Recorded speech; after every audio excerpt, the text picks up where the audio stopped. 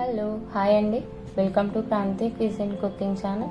ఈరోజు మనం cornflakes mixture తయారు చేసుకోబోతున్నామండి. ఈజీగా అలాగే టేస్టీగా.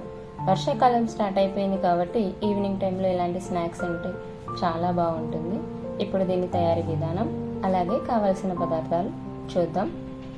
ముందుగా స్టవ్ పై ఒక కడాయి పెట్టేసుకొని అది వేడైన తర్వాత డీప్ ఫ్రైకి సరిపడా ఆయిల్ వేసుకోండి. ఇది వేడైన తర్వాత ఆయిల్ వేడైందా లేదా చెక్ చేసుకుందామండి. ఇప్పుడు ఇలా ఆయిల్ వేడైన తర్వాత మనం కార్న్ఫ్లెక్స్ని డీప్ ఫ్రై చేసుకుందాం. ఆయిల్ మరీ ఎక్కువగా వేడి కాకుండా మీడియంగా ఉన్నప్పుడే కార్న్ఫ్లెక్స్ వేసుకోవాలి, లేకపోతే త్వరగా మాడిపోతాయి. కాబట్టి చూసారు కదా, ఇలా ఒక అర నిమిషం పాటు వేయించుకున్న తర్వాత ఇవి తీసి జల్లి గిన్నెలో లేకపోతే ఒక గిన్నెలో టిష్యూ పేపర్ వేసి తీసుకున్నాం. చూసారు కదా, ఇలా చూపించిన విధంగా నేను ఒక పావు కేజీ చేసుకుంటున్నానండి. ఇలా చేసుకొని ఇవి పక్కన పెట్టుకున్న తర్వాత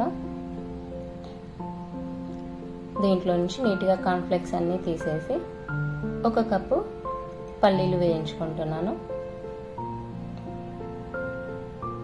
ఇవి ఒక 3 నుంచి 4 నిమిషాల పాటు వేయించుకుంటే సరిపోతుందండి.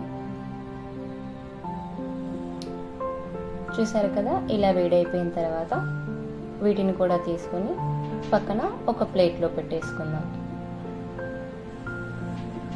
ఇవి పక్కన పెట్టేసుకున్న తర్వాత దీంట్లోనే మనం కరివేపాకు వేయించుకుందామండి. ఒక అరకప్పు కరివేపాకు వేయించుకుంటున్నాను నేను. ఒక నిమిషం పాటు ఇది వేయించుకొని వెంటనే తీసేసుకుంటే సరిపోతుంది. ఇప్పుడు వీటన్నిటిని పక్కన పెట్టేసుకొని మనం ఎల్లిపాయ కారం రెడీ చేసుకుందామండి. దానికోసం 2 టీ స్పూన్ల కారం వేసుకొని ఒక 4-5 రెబ్బలు వెల్లుల్లిపాయలు వేసుకుందాం.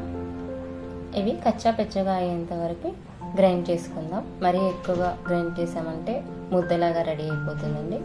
ఇలా చేసుకున్న తర్వాత మనం ముందుగా డీప్ ఫ్రై చేసుకున్న కార్న్ఫ్లెక్స్ తీసుకొని ఒక పెద్ద బేసన్లో వేసుకోవాలి. ఇప్పుడు దీంట్లో మనం వెల్లుల్లిపాయ కారం అలాగే కొంచెం సాల్ట్ వేసుకొని చక్కగా అన్నీ కలిసే మాదిరిగా కలుపుకుందాం. చూసారు కదా, ఇలా కలుపుకున్న తర్వాత